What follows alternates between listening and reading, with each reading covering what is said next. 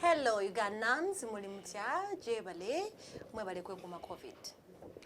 Wachi Phiina Masanyalaze iraga kubani? Nze Phiina Masanyalaze. Masanyalaze, it was my first song. Era ndowooza kitibwa kya Mukama omanyi gwe okuyita erinnya ly'oyimbye kye kitegeeza okuyita oluyimba lw'oyimbye. It's a blessing. Okay. Lockdown ekuyisiza etya? Bulungi nnyo sigenaako mutawaana. Pozi nsaba Mukama Katonda buli kimu kikyuke. Otherwise we are very fine. Biki ebinyiga abayimbi as a leader mu UMA? Currently, ekinyiga abayimbi kubeera tebakyakola. Ate nga some of them okuyimba ye main source of income. So kibanyiga nnyo.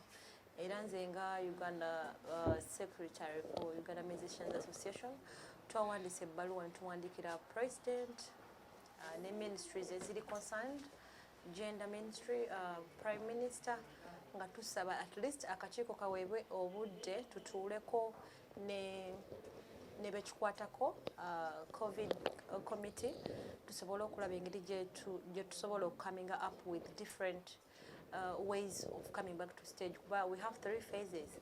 Tuyina work plan engeri gye tusobola okuplanninga n'abakulu tulabe abantu baffe engeri gye baddamu ku stage. Otherwise, yes, we honor the lockdown, naye nga balala bwe babafuddeko ne batuula n'obukiiko bubakulembera ne balaba ne basettlinga amicably ne coming up with different solutions.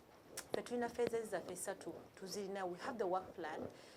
We just request as Uganda Musicians Association committee to meeting the people in charge, most especially Prime Minister and the COVID committee, tubalage engeri gye sobola okukola abantu baffe badde ku stage nabo bafune ekigulira magala eddiba kubanga abantu abali connected to the music industry nabo balina obuvunaanyizibwa kati abadde bagenda kuddayo ku ssomero. So if someone is not working ate nga main source of income is music, about abebivulu, about what. So there is no way he or she can settle those payments. So tusaba, as the committee for Uganda Musicians Association, we need to come up with a meeting the parties concerned. Ngatuvuddeyo kuwagira muyimbi muno Honorable Shagulanyi.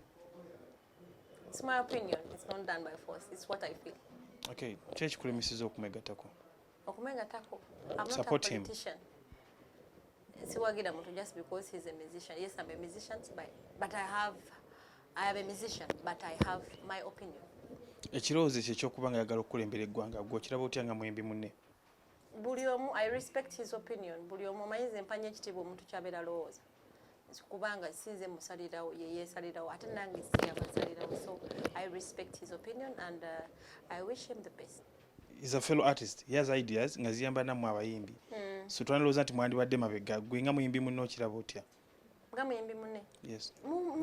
He's very fine. He's very fine with it, but then nakugambye buli omu alina political ideology. Ate buli omu alina kyayagala. Buli omu alina wali affiliated. So I just wish him the best and I respect his opinion. Thank you.